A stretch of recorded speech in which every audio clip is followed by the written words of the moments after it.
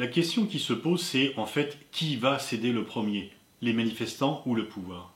Les manifestants sont confortés par leur propre mobilisation et très certainement, ils vont de nouveau manifester très nombreux vendredi prochain. Cela rappelle les manifestations en Allemagne de l'Est en 89 qui, tous les lundis, se rassemblaient pour protester contre le pouvoir et au final, c'est ce dernier qui a cédé. Le pouvoir doit s'interroger. Qu'est-ce que l'on peut céder sans trop céder? En fait, les deux tactiques qui consistaient à annoncer un 5e mandat réduit de Bouteflika, puis à annoncer un 4e mandat prolongé de Bouteflika, les deux finalement se ressemblaient beaucoup, ont été rejetées par le peuple algérien et il paraît difficile qu'ils puissent être acceptés dans l'avenir. Il doit y avoir d'intenses consultations au sein du pouvoir pour savoir quelle pourrait être la concession faite à la population qui lui permettrait de rester chez elle et d'arrêter les manifestations. Mais cette concession devra certainement être beaucoup plus grande que ce que le pouvoir est prêt à céder aujourd'hui. Et bien sûr, ce qu'il a cédé, pratiquement pas grand-chose, depuis le début des manifestations. Donc on peut s'attendre à une poursuite de la mobilisation parce qu'elle s'entretient par elle-même, parce que les Algériens sortent dans la rue, sont joyeux et constatent finalement que leur force est grande, que le pouvoir doit en tenir compte et qu'ils sont sous les yeux du monde entier qui regardent avec grand intérêt et avec aussi beaucoup d'admiration leur combat. On peut toujours craindre, bien sûr, que les choses ne dérapent et que, finalement, on l'a connu dans le passé en Algérie, qu'il y ait des affrontements entre les forces de l'ordre et la population civile, mais on peut aussi penser que le souvenir dramatique, brûlant des années de Brest, des années 90, devrait empêcher ce scénario catastrophe dans lequel il n'y aurait que des perdants.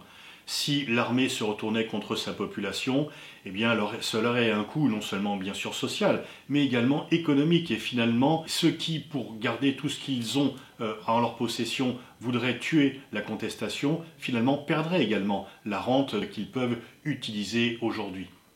Aucun scénario noir ne doit être totalement exclu, mais on peut penser qu'il y a plus de chances aujourd'hui que la sagesse l'emporte, parce qu'il y a un intérêt international très fort par rapport à ce qui se passe en Algérie, et que le pays aurait du mal à se sortir d'une nouvelle décennie d'affrontements sanglants. L'Algérie a de nombreux partenaires diplomatiques et bien sûr en tout premier lieu la France. Mais les États-Unis sont aussi un partenaire important pour l'Algérie et pour l'instant les uns les autres ne se mêlent pas trop de ce qui se passe. Du côté français, il est préférable que la France ne veuille pas trop indiquer son choix parce que toute interférence française serait considérée comme une ingérence. Donc la France, par définition, ne peut pas rester indifférent à ce qui se passe en Algérie parce que nous sommes unis par l'histoire, par les populations, par de nombreux facteurs, et y compris d'ailleurs des liens économiques très forts.